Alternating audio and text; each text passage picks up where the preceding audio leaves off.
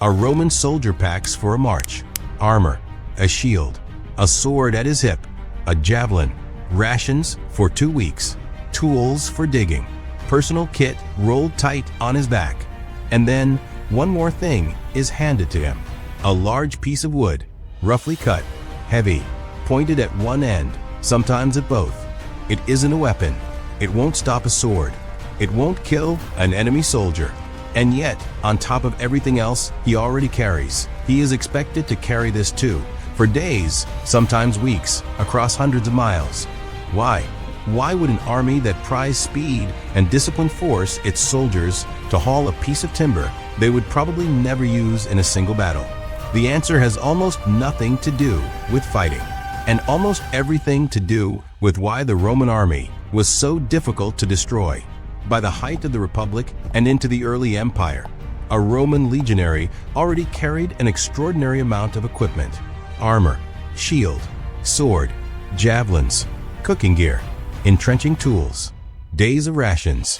Soldiers on the march were nicknamed, half-jokingly, Marius's mules, a reference to the reforms that pushed men to carry more of their own supplies instead of relying on long baggage trains. Into that load went the stake. Roman sources use a handful of terms for it: sudis, sudes, sometimes vallis or valley in connection with the finished fortification. The vocabulary shifts depending on the period, the author, and what exactly is being described. That alone tells us something. This wasn't a single, unchanging piece of kit issued the same way for 1,000 years. Roman military practice adapted constantly, and the stake adapted with it. What stays consistent is the idea behind it. Roman military writers describe soldiers carrying stout wooden stakes specifically for use in building field fortifications. The late Roman writer Vigetius, in his Manual on Military Affairs, describes soldiers accustomed to carrying strong stakes that could be fixed into camp defenses, a practice he presents as long-standing Roman custom, not a novelty of his own time. So this wasn't a rumor, and it wasn't a modern reconstruction. It was written down by a Roman as something Roman soldiers did, which raises the obvious next question. It's tempting to guess a weapon: a sharpened stick carried by a soldier marching toward war. Surely that's for stabbing something. Some historians have proposed that certain double-pointed stakes could double as an obstacle against cavalry, planted at an angle in the ground. It's a reasonable hypothesis, but it's a hypothesis, not a confirmed universal use, and modern scholarship is careful to say so. Calling it simply a wooden spear, though, misses the point entirely, because a spear is designed to be thrown or thrust in combat in the soldier's hands at the moment of battle. This object wasn't designed for the fight in front of him. It was designed for the ground beneath his feet. The Roman soldier wasn't carrying a weapon. He was carrying part of a future wall. To understand why, you have to understand what a Roman army did at the end of almost every day's march. It didn't just stop and sleep. It built. Ancient writers, Polybius among the earliest, later Roman military manuals among the most detailed, describe a process that Roman armies repeated with almost mechanical regularity. The army would arrive at a site. Officers would mark out the boundaries of a camp, often in a standardized rectangular layout, with gates and streets arranged in a familiar pattern. Then the digging began. A ditch was cut into the earth, encircling the camp. The soil that came out of that ditch wasn't wasted.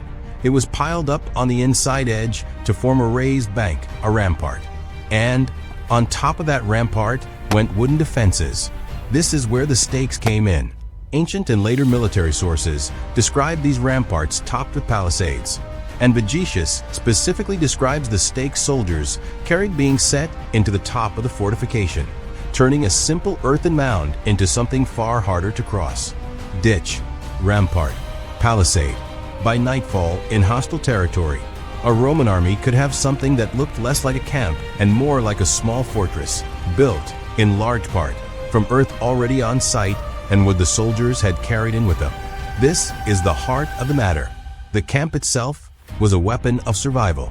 Here's the obvious objection. Why go through all that effort every single night, even when no enemy was in sight? Because Roman armies routinely operated deep inside territory that wasn't theirs. hostile scouts, unfamiliar terrain, no guarantee of warning before an attack. An army caught sleeping in the open, spread across a hillside with no defenses, is desperately vulnerable. A surprise attack in the dark can turn into a massacre before soldiers even find their weapons. An army behind a ditch, a raised rampart, and a line of fixed stakes is a different problem entirely. Attackers have to cross open ground, descend into a ditch, climb an embankment, and force their way through a wall of sharpened timber, all while defenders above them are throwing javelins and holding a defended line. This is the conceptual shift worth sitting with. The Romans didn't need to find safety. They could build it, on command, almost anywhere. That single capability changed what a Roman army was allowed to do strategically. It could march deep into unfamiliar or hostile land, stop, fortify, rest its soldiers properly, and then move again the next day, repeating the process as many times as the campaign required. In effect, the army carried a portion of its own defensive infrastructure with it, mile after mile. So, what did this object actually look like? Surviving archaeological examples, and there aren't many, since it rarely survives 2,000 years in the ground, suggest a stake made of hardwood, shaped to a point substantial enough to be driven or set firmly into an earthen rampart. Some examples appear to have been shaped or wasted in the middle, narrower at the center than at the ends, which some researchers connect to how multiple stakes may have been lashed or interlocked together. But it's worth being careful here. We shouldn't treat a handful of surviving pieces as a universal blueprint issued to every legion in every province across centuries of Roman history. Equipment varied, practice varied. There's also genuine scholarly debate around a related term, the pila murale, sometimes translated as rampart stake or wall javelin. Exactly how such objects were configured, whether in pairs, whether interlaced to form a continuous obstacle, remains a subject modern historians actively discuss rather than a settled fact. What we can say with confidence is this: Roman soldiers carried purpose-made wooden stakes as part of their standard load, specifically intended for fortification, and ancient military writers considered this practice significant enough to record. This wasn't random firewood picked up along the road. It was military infrastructure, carried in advance of need. Picture it in scale. One soldier carrying one stake looks almost absurd. A minor inconvenience on a long march. Now multiply that by a legion, by several legions, by an entire campaigning army, thousands of soldiers, each one carrying a share of the same burden.